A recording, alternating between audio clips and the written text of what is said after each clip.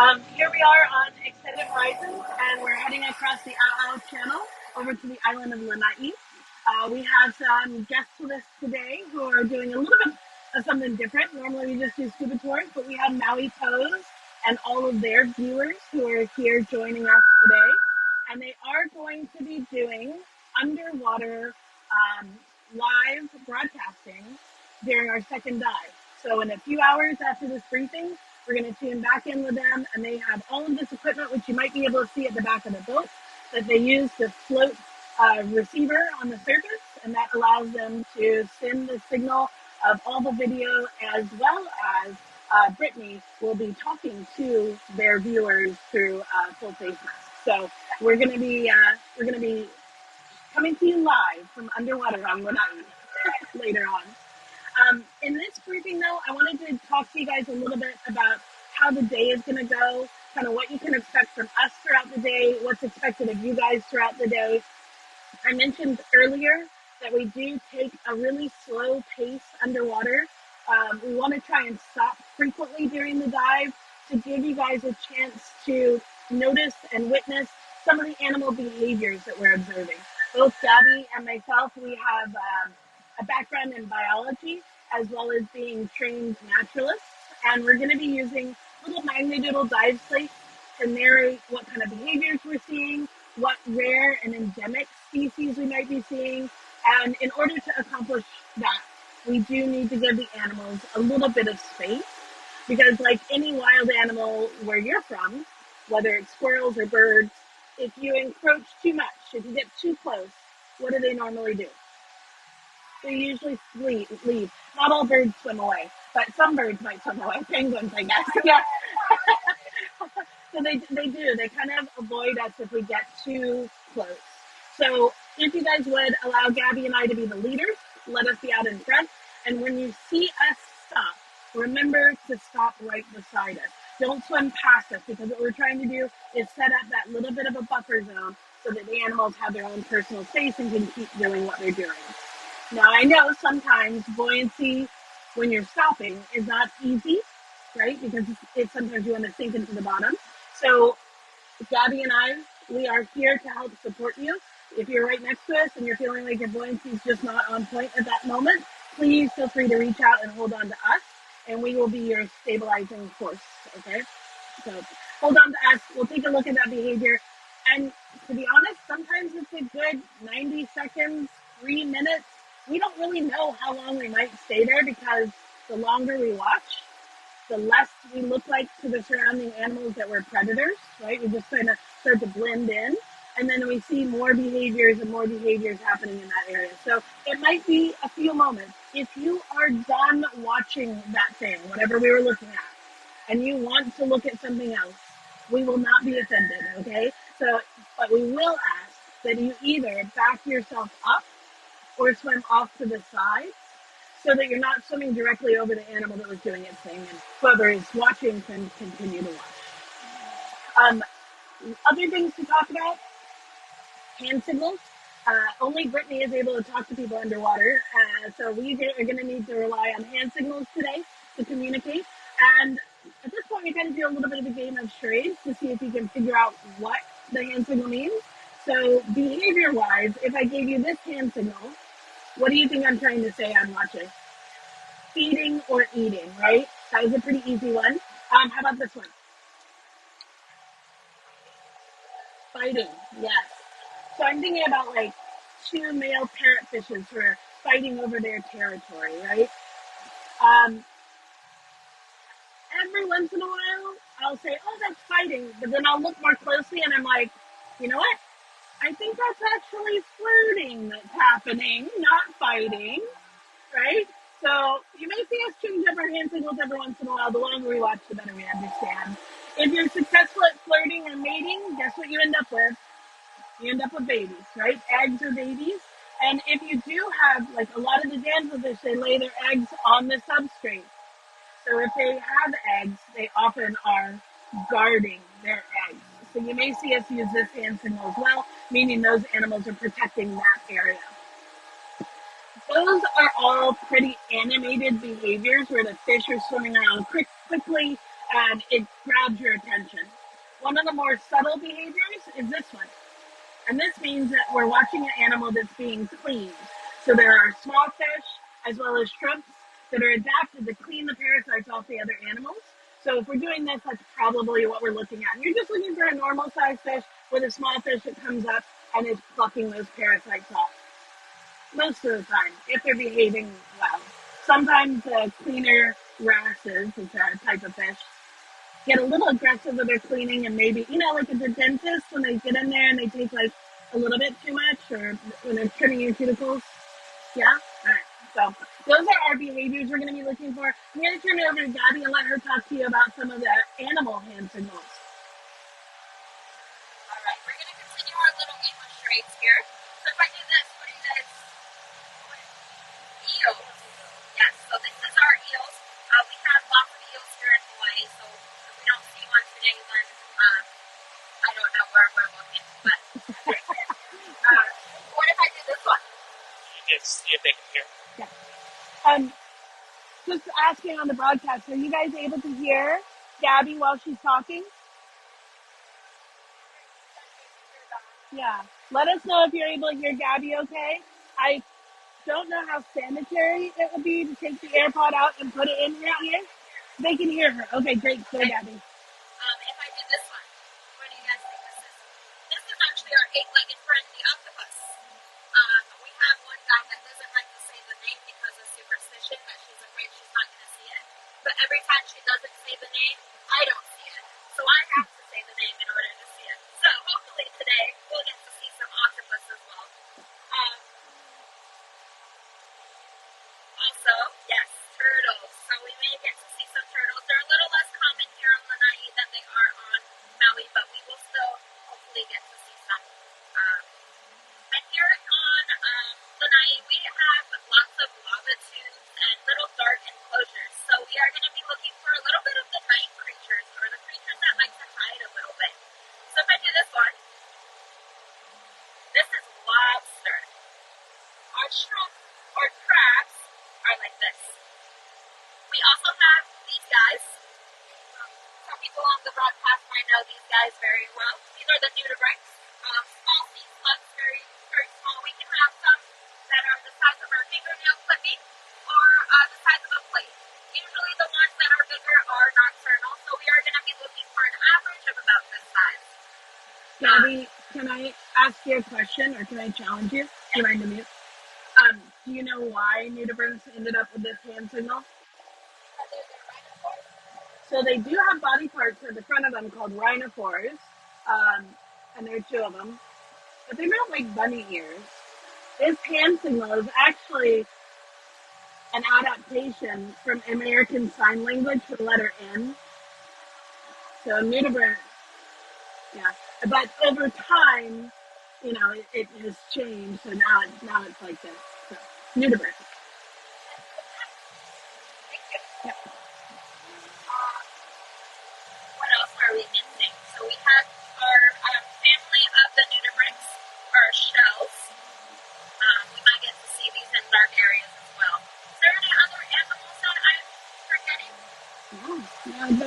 Sharks. Yeah. We will keep an eye out for sharks. The sharks that we will see here are probably going to be white temporary sharks if we do get to see them. Dolphins. Sometimes we get to see them on the surface. If we're really lucky, we'll get to hear them. And if we do hear them, make sure we look up, because the dolphins like to be on the surface, so we'll get to see them swimming above us if we do hear them loud enough. So if you see me looking up after some squeaks, that's probably what I'm looking for. Just because there's a good amount of people. A lot of signals if they're hearing yourself. If you hear dolphins, or you hear, we hear whales? No, they're gone. Well, I gotta tell you, I heard whales when I was diving last week. So we have a few whales who are here at the end of the season, kind of stragglers, so it's possible. But anything that we're hearing, we'll cup our hand, meaning, hey, keep your ear out for that. The thing that I want to make sure we cover are that we have a lot of endemic species, and then on Lanai we see a lot of species that we don't see very regularly on Maui that we would consider rare. So cross fingers for us, American Sign Language, the letter R. This indicates rare or uncommon, and it could even mean endemic, and we will elaborate more on our whiteboard underwater for you guys.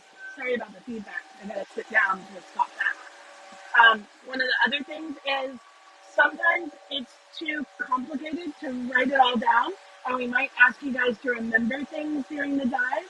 That's also a great hand signal for you guys to use if there's something that you find that's interesting, because I know as good as Gabby and I are, we may swim past something and miss it, and you guys are going to find it. So just stay with that thing.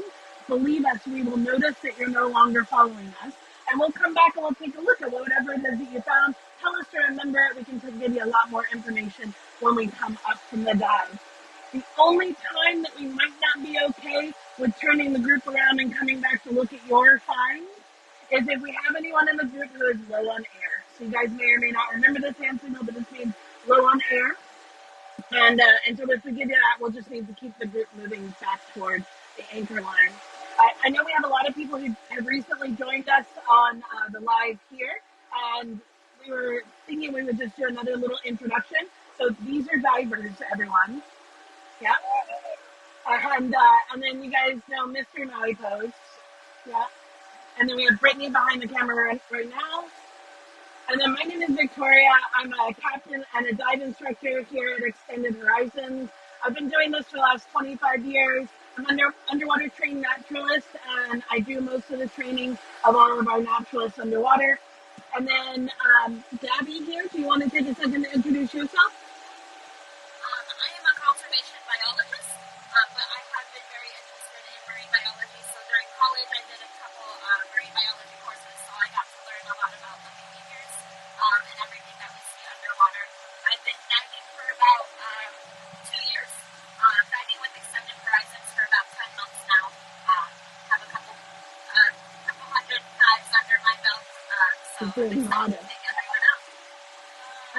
I don't want to forget to mention that we also have Captain Chad, who's right behind me, driving the boat there, from the island of Lanai. So we're heading over to where he was born and raised. He's been a captain here in the Maui waters for the last 26 years, and he also has an instructor credential. So yeah, so we're going to do a dive site briefing when we get over there and see the conditions. So I'm not sure exactly which site we're going to go to, but all of our sites over here on Lanai are usually in the 60 to 70 foot maximum depth range. Our bottom time underwater will be up to 70 minutes of bottom time. And we're going to be doing any of those dives on the southern coast of Lanai, where we have a lot of lava structure underwater. So I think that's something unique about diving Lanai versus diving Maui. We get a lot of reefs on Maui, but we have a lot of kind of vertical underwater pinnacles that we're going to be exploring. I do want to kind of circle back though and continue with the dive briefing to tell you guys about air consumption, because it's important that we check in with you during the dive and make sure that you're doing okay on air. Obviously, you're certified. To say you had 1,200, it could be like 5, 10, 12, or like 10, 1,200. It could be like 1, 2,000. It could be like 1,200. Also, you can turn the gauge around and show it to us, and we will be happy to read that number for you. All we're trying to do is make sure that we're pacing the dive appropriately, so we have you guys near the boat when you get low enough that we need to start sending you up to do your 3-minute safety stop at the end of your dive. We want to make sure you can get done with your safety stop and be back on the surface with no less than 500 psi left over, which means we have to start heading out sooner than that, right? So please let Gabby and I know. Even though we're asking you regularly, let us know. Go out of your way to let us know when you get to 1,000 psi. And that gives us a bit of a buffer zone so we don't have to rush to get back to the mooring. And then again, let us know when you're at 700 psi. And at that point, we will say to you, I'm sorry. It is time to head on up. And we'll show you exactly where that mooring line is, so you can go ahead and slowly make your ascent to your 3-minute stop. If you guys do want to go up in buddy teams, that is fine with us, but it's not a requirement of ours. We're going to keep the group right beneath you, and as long as you're holding on to that line, we know exactly where to keep our eye on you until you're done with your 3-minute stop, and there's plenty to look at underneath the moorings over here on Lanai. We want, oh yeah, that's Lanai over there that we're heading to. And then that was Maui that we came from, back over there. Yeah, that's the West Maui Mountains for Holobai. And so we're going to head over to Lanai. On the way over, we are going to give you a dive site specific briefing, but we're also really going to be encouraging to start gearing up and that sort of thing. Um, Sorry, my brain just kind of like stopped for a minute there. We're gonna get geared up on the way. Once we get to the dive site, you guys will be able to pop in the water. We talked already about swimming to the front and using the anchor line for descent and ascent.